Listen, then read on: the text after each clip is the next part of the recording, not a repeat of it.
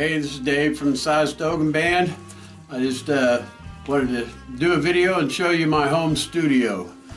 I think first thing people notice is all the wall treatments with the sound absorption and diffusers. And I probably still got some work to go on that, but it really, deadens the room. We leave a little bit of resonance so it somewhat sounds natural, but quite a bit of work, and that's that Oralex foam that we put on the walls too. And I guess in the corners, you might notice that that there's these big, thick, weird-looking things. They're called bass traps, I guess, in the recording world. Bass frequencies collect in these 90-degree corners. You know, where you have the ceiling and the floor, and then the 90 degrees coming together. So we pretty much reduce that bass buildup with those bass traps. And then again, when I moved in here, this floor was carpet. Well, you'd think the carpet would be great because it's a big sound absorber, but you do need some reflections. Carpet actually absorbs too much sound, makes everything muffled. So me and my son Neil came in and we tore out the carpet and put down one of those laminate floors that you can get from Home Depot. So that's kind of basically it for that kind of stuff. I guess part of why I want to show you the studio is we recorded a record. I mean, unfortunately, I haven't got the mics up and everything to see how we mic up to record, but we record live in this room. One of the things we do, really, we'll mic the drum kit up, and that's pretty much the only thing that's really getting mic'd in this room. With my amplifier, I'll disconnect this speaker, disconnect that speaker, and I run a line through to this wall, and that goes through into a isolation box. I built an isolation box with this same kind of stuff on the inside, and it's locked down tight, airtight. And so when we're playing live and we got the headsets on, well, we can hear the guitar because it's playing in the other room in that isolation box. And then the bass player, he uses that little bitty, that's a great sounding little amp. But we don't actually run through the amp when we're doing the live recording in here. Again, the bass player goes directly to our PreSonus FirePod interface. So the only way to hear bass is with the headphones on. And once again, so when we're playing in the room and everybody's got the headsets on and you can hear all the instruments, though they're not actually playing live in the room. So the only thing getting recorded is the drums. And then we do the vocals in the room too. And the drum mics will pick up some of that, but we've been able to overcome any bleed that would be bad. So that's what, so the computer set up, the main computer's in that closet back there. And we have the FirePod interface that's connected to that. And that comes back and goes to our monitor station. And that's how we control all the headsets. They're controlled individually here, so we can turn up the volume for each player to whatever they like to hear.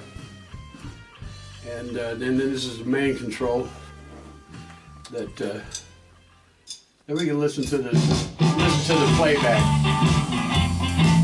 We got old Frog singing Kansas City.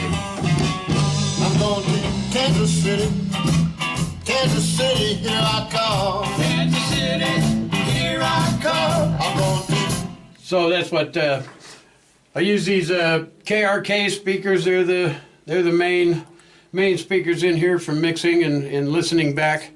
We got you can A, B, and then this the M Audio DX4 speakers. We can switch back and forth between the two, and then you can. So it's one sound coming out of there, and then we can actually have the sound on a different system. So kind of listening to how it might sound on different systems. And I always listen to everything too loud. But, City. That's the way it works. Kansas City, here I come. All right. So, and then my brother Mike turned me on to this free download of Reaper, is the DAW or digital audio workstation. So it's a big mixer board right here, and you just control it with your mouse and different things like that, and you got the plugins and effects. And here's where the sound, you can actually see the sound waves that's been recorded. That's all the drums up there, and then guitar parts, bass and vocals. So all pretty cool stuff.